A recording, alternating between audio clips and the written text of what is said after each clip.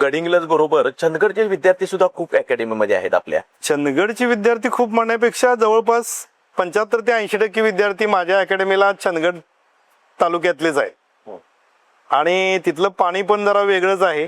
प्रचंड हुशार विद्यार्थी आणि राबणारे, सगळ्यात म्हणजे आपल्या म्हणजे स्वतः राबणारे, अभ्यास करा म्हणून सांगायची काही गरज लागतच नाही आहे. आणि परिस्थिती गरीब असल्यामुळं त्याने असं माझ्याकडे या उद्देशानंच येतात, जी घरची परिस्थिती आहे ती मलाच सुधारायची आहे आणि माझ्यावरच ती अवलंबून आहे आणि मी जिद्दीनं अभ्यास केला तर ते शक्य आहे, अशा सायकोलॉजीनं ते माझ्याकडे येतात आणि मग ते आपल्या याच्यापर्यंत जातात. चंदगडमध्ये असे विद्यार्थी आहेत की ज्यांनी खूप मोठं यश मिळवलेलं आहे तुमच्या अकॅडमीच्या माध्यमातून. हा, आता चंदगडमध्ये आता ते 2004ला जे विद्यार्थी 4 विद्यार्थी 99% जेईला क्रॉस केले त्यातले 3 विद्यार्थी चंदगड तालुक्यातलेच होते. चंदगडमध्ये होते. हा, ज्ञानेश्वर पवार म्हणून एक डेकोळीचा विद्यार्थी होता. तो अगदी तुळ्यासारख्या मराठी मीडियमच्या शाळेत शिकला, सेमी इंग्लिश पण नव्हे, पण तो आता NIT सुरतकलला शिकतोय. सुमित पाटील म्हणून एक दुमडेवाडीचा विद्यार्थी चंदगड तालुक्यातला, तोही आता NIT नागपूरला शिकतोय. म्हणजे असे विद्यार्थी करतायत. म्हणजे 10वी पर्यंत फारसं हे नाही, पण 11वी 12वीला प्रचंड मेहनत घेऊन त्यांनी जेई मेन ऍडव्हान्स परीक्षा क्रॅक केलेल्या. म्हणजे सर CET असू दे, नीट असू दे किंवा JEE असू दे, या एक्झामच्या दृष्टिकोनातून पाहिलं तर इंग्लिश मिडियम की मराठी मिडियम ह्याशी काही मतलब नाही. नाही, याचा काही संबंध येत नाही. मराठी मीडियम आणि इंग्लिश मिडियम याचा संबंध येत नाही. मराठी मीडियमच्या मुलांना एक महिनाभर त्रास होईल, बरेच इंग्लिश शब्द काहीच माहीत नसल्यामुळं एक महिनाभर त्रास होईल, पण त्यानंतर नाही. त्यानंतर ती मुलं सगळं कॅच करतात. आणि आमच्या इन्स्टिट्यूटला तर, आमच्यासारख्या इन्स्टिट्यूटला तर मराठी इंग्लिश कॉम्बिनेशन मधनच टीचिंग असल्यामुळं ते लवकर कॅच करतात. विद्यार्थ्यांच्या मध्ये, खास करून पालकांच्या मध्ये एक संभ्रम असतो की नुकताच 10वी झालेली असते, त्यांना नॉलेज नसतं कुठं ऍडमिशन घ्यायचं, नीट करायची, CET द्यायची, कोणते सब्जेक्ट निवडायचे. या संदर्भात आपली अकॅडमी कशा पद्धतीने मार्गदर्शन करते? हा, आता आमच्याकडे एक महिनाभर ब्रिज कोर्स असतो सुरुवातीला. ब्रिज कोर्स म्हणजे आम्ही त्यांचं 9वी 10वीचं फाउंडेशन किंवा त्यांच्या बेसिक कन्सेप्ट ज्या क्लिअर झालेल्या नाही आहेत त्या क्लिअर करून घेण्याचा प्रयत्न करतो. आणि मग तो महिना संपता त्याला लक्षात येतं, त्या विद्यार्थ्याला, की आपल्याला कुठं फोकस करायचं आहे, आपल्याला कुठल्या विषयात जास्त गती आहे. आणि त्यानंतर मग आम्ही पालकांशी चर्चा करून ठरवतो की हा इंजिनिअरिंगला इकडे CET JEE गेला तर त्याला बेनिफिट मिळेल, हा नीटकडे गेला तर याला त्याचा फायदा होईल. हे आम्ही पालकांशी बोलून आम्ही ठरवतो. हे सर्व तुमच्या अकॅडमी पर्यंत आले तर विद्यार्थी यांना तुम्ही मार्गदर्शन करू शकता. होय. पण आमच्या चॅनलच्या माध्यमातून तुम्ही काय सांगू शकाल की खरंच संभ्रम असतो की नेमकं काय करायचं, 10वीची एक्झाम तर झाली, तू पास आउट झालाय, ऍडमिशन कुठे घ्यायचं? आता तसं मी पूर्वीपासून असं करत पण आलोय. म्हणजे अकॅडमी पूर्वीच काय नव्हतीच, ते काय 2018च्या पूर्वी अकॅडमी तर नव्हतीच. पण त्यावेळेला मी फक्त सल्लाच द्यायचो. मग ते तसं सल्ला घ्यायला काही कोल्हापूरवरनं पण माझ्याकडे पालक बरेचसे येऊन गेलेत पूर्वी, की काय करायचं आता, नेमकं काय करायचं. मग त्यांना तो तसा सल्ला द्यायचा की आम्हाला MPSC UPSC करायचं आहे. मग त्यांना मी सल्ला द्यायचो की असं असं करूया आणि या पद्धतीने गेला तर तुमचे दोन्ही उद्दिष्ट साध्य होतील. मग तो मग A आणि B असा प्लॅन ते ठेवून पुढे जाऊया, हे सल्ले आपण त्यावेळेला पण देत होतो. आता सुद्धा मी देतोय. माझ्या अकॅडमीला ऍडमिशन घेतल्यानंतरच किंवा ते घेण्याच्या उद्देशानंच काही व्हायला पाहिजे असं अजिबात नाही. कोणीही पालक कधीही आपल्या पाल्यासाठी काही वेगळं गायडन्स त्याला पाहिजे असेल तर मी ते नक्की द्यायला केव्हाही तयार असतोय. त्याने अकॅडमीला येऊन भेट द्यावी. फक्त अकॅडमी पर्यंत यावं किंवा मला वैयक्तिक कॉन्टॅक्ट करावा. त्याने अकॅडमीत येऊनच मला भेटावं असंही काही नाही आहे.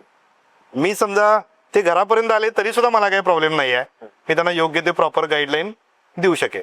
तुमचा बऱ्याच दिवसापासून म्हणजे अकॅडमी चालू झाल्यापासून जो क्रॅश कोर्स जो आहे हा, तो नेमकं काय आहे? हा, तो क्रॅश कोर्स हा अगदी 2006 पासून सुरू झालेला क्रॅश कोर्स आहे. म्हणजे 2005ला CET सुरू झाली आणि मग तेव्हापासून मी 2006 पासून क्रॅश कोर्स घेतला. तर क्रॅश कोर्स काय आहे, तर जे विद्यार्थी अकॅडमीला वगैरे काही परिस्थितीमुळे वगैरे ऍडमिशन घेऊ शकलेले नाहीत, आर्थिक परिस्थिती असेल किंवा त्यांना त्यावेळेला त्याच्याबद्दलचा काही सल्ला मिळाला नसेल तर कॉलेजला ऍडमिशन घेणार. आता कॉलेजमध्ये ऍडमिशन घेतलं, 11वी 12वी त्यांनी कॉलेजमध्ये केली तर या परीक्षेशिवाय तर आपल्याला पुढचे ऍडमिशन्स होणार नाहीयेत. मग त्या विद्यार्थ्यांसाठी 12वीची बोर्ड परीक्षा संपल्यानंतर आम्ही जेवढे दिवस मिळत आहेत त्यांच्या CETच्या परीक्षेपर्यंत ते सगळे दिवस नॉनस्टॉप आम्ही त्यांना CETचं गाईडलाईन करतो. मग 40 दिवस मिळत आहेत सध्या, पूर्वी ते 55 दिवस ते 60 दिवस मिळायचे. तर त्या ह्याच्यात आम्ही पूर्ण सीईटीचं फिजिक्स केमिस्ट्री मॅथ्स बायोचं गाईडलाईन आम्ही त्यांना कमी वेळेत नॉनस्टॉप असं देतो. त्याचा फायदा होतो विद्यार्थी. त्याचा फायदा पूर्वी पण होत होता, आताही अजून होतोय. जे कॉलेज लेवलला आहेत त्या विद्यार्थ्यांना नक्की त्याचा फायदा होतो. हे सगळ्याच अकॅडमीमध्ये असते की फक्त तुमच्या? नाही, सगळ्याच अकॅडमीमध्ये असं काही नसतं. ते मॅनेजमेंट आणि ते हे सगळ्यांना ते शक्य पण नाही. काही जण आर्थिक गोष्टीचा विचार करत असतील तर ते काय तिथं आर्थिक फायदा वगैरे काय फारसा होत नाही, कारण कमी फी घ्यावी लागते आणि विद्यार्थी संख्या पण आता अकॅडमीजमुळं क्रॅश कोर्सला कमी असतात. पण एक गरीब विद्यार्थी शिकतील, जे हायस्कूल जे कॉलेज लेवलला आहेत पण चांगले विद्यार्थी आहेत, अशा विद्यार्थ्यांनाही चांगला रिझल्ट सीईटीला मिळेल त्या उद्देशानं मी तो क्रॅश कोर्स आम्ही चांगल्या पद्धतीने घेतो. विद्यार्थ्यांचं पण खूप चांगलं सहकार्य मिळतं त्या कोर्स. हो, कारण जवळपास सगळे जे कॉलेज लेवलला आहेत ते आणि सीईटीचं गंभीरपणे अभ्यास करणार आहेत ते विद्यार्थी तर नक्की माझ्याकडे त्या क्रॅश कोर्ससाठी प्रवेश घेतात. तर सर खरंच आपला जो शैक्षणिक प्रवास आहे तो खूप थक्क करणार आहे. अकॅडमीचा जो प्रवास आहे तो खूप प्रेरणादायी आहे. अकॅडमीच्या माध्यमातून खूप चांगले विद्यार्थी या आपल्या आयुष्यामध्ये चांगले सक्सेस झालेले आहेत, यशस्वी झालेले आहेत. सर जाता जाता शेवटचा प्रश्न राहील की अकॅडमी चालू करण्यामागे प्रेरणा कोणाची होती? इतकं मोठं यश हे तुमच्या अकॅडमीला मिळालेलं आहे. प्रेरणा असं म्हणण्यापेक्षा काही आमचे गुरुवर्य होते की ज्यांनी हे सगळं बाहेर त्यांच्या मुलांसाठी वगैरे बाहेर त्यांनी बरीच फिरून आले होते. आणि मग ते इथं आल्यानंतर अशी सहज चर्चा व्हायची की एस बी सर तुम्ही केलं तर ते शक्य आहे तुम्हाला. आणि म्हणून त्यातून म्हणजे कैलासवासी डॉक्टर एस डी पाटील जे शिवराज कॉलेजला केमिस्ट्री विषयाचे प्राध्यापक होते, शिवाजीराव सावेकर जे एम आर आय स्कूलला बायलाचे एक निष्पात शिक्षक होते, आणि आमचे मित्र एक आहेत एच जे पाटील म्हणून इचलगंजला, ते गोविंदराव स्कूलचे प्रिन्सिपाल म्हणून आता रिटायर्ड आहेत. तर अशी काही दिग्गज माणसं होती की त्यांनी म्हटले की एस बी तू जर प्रयत्न केला तर हे ग्रामीण भागात गडिंग्लजसारख्या ठिकाणी ते शक्य आहे. तर म्हणून ही सुरुवात केली. आणि त्यावेळेला जरासं लातूर आणि तिकडं कोट्याला वगैरे जायला लागायचं. ते ग्रामीण भागातल्या विद्यार्थ्यांना ती संधी उपलब्ध होईल असं त्यांचं उद्दिष्ट होतं, मत होतं, आणि त्या मताच्या ह्याच्याप्रमाणे मी ते सुरू केलं. मॅडमांचं शिक्षण काय झालेलं आहे सर? मॅडम पण MSc मॅथ्स BEd मॅथ्स मध्येच त्या मास्टरी आहेत. त्या कर्नाटक युनिव्हर्सिटी मधून आहेत. त्यांचं माहेर मग बेळगाव शहरातच राहतात ते. शिक्षण मग कर्नाटकमध्ये झालं की मॅडमांचं? शिक्षण बेळगावमध्ये.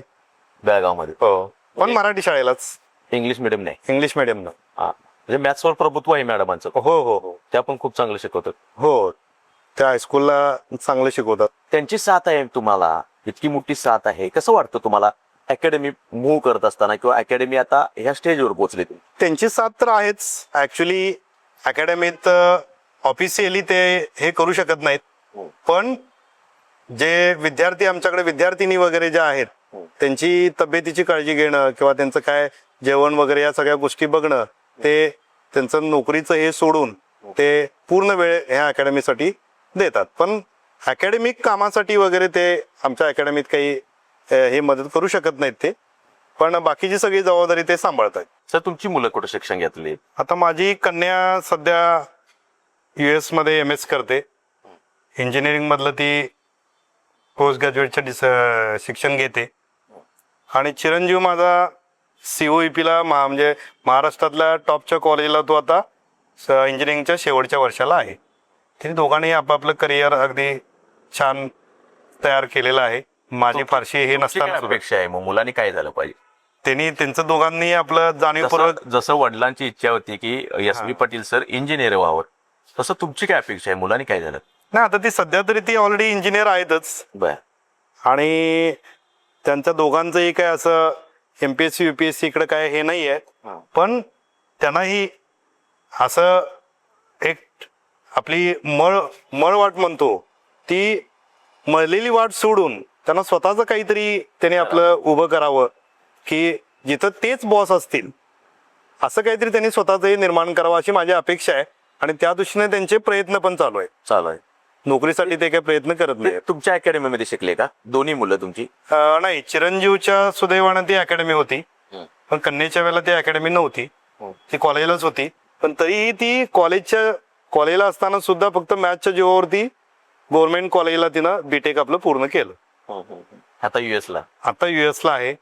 तेही आता संपते. दोघेही मे मध्ये आता दोघांचं एज्युकेशन संपते. खूप चांगलं तुमच्या मुलांना सुद्धा करिअर आहे, कारण US आणि COP सारखं कॉलेज मिळालेलं आहे. असंच करिअर किंवा असंच जीवनामध्ये यशस्वी होण्यासाठी जे काही 10वी-12वीचे जे विद्यार्थी आहेत किंवा आता पासआउट होणार आहेत, झालेले असतील, अशा विद्यार्थ्यांसाठी किंवा पालकांच्यासाठी काय आपण सल्ला द्याल, काय त्यांना मार्गदर्शन कराल?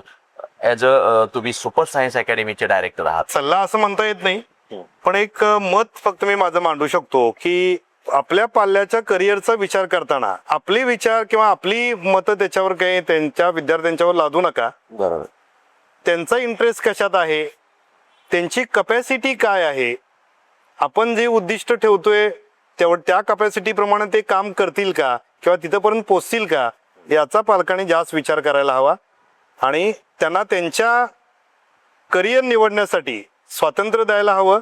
मग त्यासाठी काही सल्ला कोणा इतर वरिष्ठ लोकांचा घेता आला तरी हरकत नाही आहे, पण त्याच्या इंटरेस्ट प्रमाणे त्यांना आपण एज्युकेशन किंवा त्यांच्या करिअरचा विचार करायला हवा.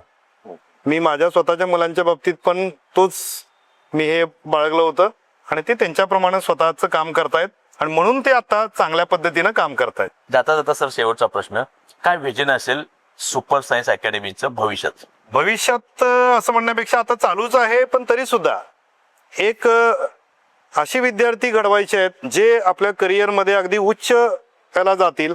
नोकरीच असं म्हणत नाही आहे, ते आपल्या व्यवसायात सुद्धा अगदी प्रचंड यशस्वी होतील अशी विद्यार्थी घडवायचे आहेत. आणि ते ग्रामीण भागातले विद्यार्थी जास्त घडवण्याचा आमचा प्रयत्न आहे, कारण शहरी भागात त्यांना सगळ्या सोयी सुविधा मिळत आहेत आणि ग्रामीण भागातल्या विद्यार्थ्यांना तितक्या सुविधा मिळत नाही आहेत. तरी सुद्धा ते आपल्या मेरिटवर इथंपर्यंत त्यांनी आपलं ध्येय गाठावं आणि त्यासाठी सुपर सायन्स अकॅडमीची काही मदत लागली, भले 10वी नंतर असेल किंवा 12वी नंतर सुद्धा असेल, तर कधीही त्यांनी आमच्याशी संपर्क साधावा. आम्ही त्यांना शक्यतो मदत करायला जेवढी शक्य होईल तेवढी मदत करायला तयार आहे. गरीब विद्यार्थ्यांना ह्या गायडन्सची आता सध्या गरज पण आहे. तर आपण पाहिलं मंडळी, हे होते SB पाटील सर. खरंच सर्वसामान्य विद्यार्थ्यांना, सर्वसामान्य शेतकऱ्याच्या विद्यार्थ्यांना जे अकॅडमिक शिक्षण जे आहे हे मिळावं, ते देखील आपल्या या विभागामध्ये गडिंग्लज आजरा चंदगड या विभागामध्ये मिळावं, यासाठी SB पाटील सरांनी ही अकॅडमी चालू केली. पैशापेक्षा गुणवत्तेला त्यांनी अधिक महत्त्व दिलेलं आहे आणि गडिंग्लज आजरा चंदगड या 3 तालुक्यातील विद्यार्थ्यांच्यातील गुणवत्ता ओळखून ही अकॅडमी चालू केलेली आहे. आणि आपण पाहिलं तर गेल्या 7-8 वर्षाचा जर त्याचा रिझल्ट पाहिला तर खूप चांगले विद्यार्थ्यांनी यश मिळवलेलं आहे. नीट असो, CET असो किंवा GE असो, अशा प्रत्येक परीक्षेमध्ये जे SB पाटील सरांना जे अपेक्षित होतं, जे पालकांना जे अपेक्षित होतं, ते विद्यार्थ्यांनी करून दाखवलेलं आहे. ते फक्त शक्य झालेलं आहे हे सुपर सायन्स अकॅडमीमुळे. त्यामुळे इथून पुढे देखील त्यांची जी ही परंपरा आहे, चांगल्या निकालाची जी परंपरा आहे, चांगले विद्यार्थी घडवण्याची किंवा त्यांना करिअरच्या दृष्टिकोनातून मार्गदर्शन करण्याची जी त्यांची परंपरा आहे, ती इथून पुढे SB पाटील सर चालू ठेवणार आहेत. कारण त्यांचा प्रवास आपण पाहिलेला आहे, खूप थक्क करणारा, अतिशय सर्वसामान्य कुटुंबातून त्यांचा हा प्रवास झालेला आहे. त्यामुळे सर्वसामान्य विद्यार्थ्यांना शिकवण्याचा चंग त्यांनी बांधलेला आहे आणि इथून पुढे देखील SB पाटील सर किंवा त्यांची अकॅडमी ही सर्वसामान्य विद्यार्थ्यांच्या, सर्वसामान्य कुटुंबातील विद्यार्थ्यांच्या पाठीशी खंबीरपणे ठाम राहून त्यांना यशस्वी होण्यासाठी ही अकॅडमी नेहमीच पाठीशी राहिली, असं आज या पॉडकास्टच्या निमित्ताने SB पाटील सरांनी लाईव्ह टुडे मराठीच्या माध्यमातून पालकांना आणि विद्यार्थ्यांना सांगितलेलं आहे. गडिंग्लजहून लाईव्ह टुडे मराठी नितीन मोरे.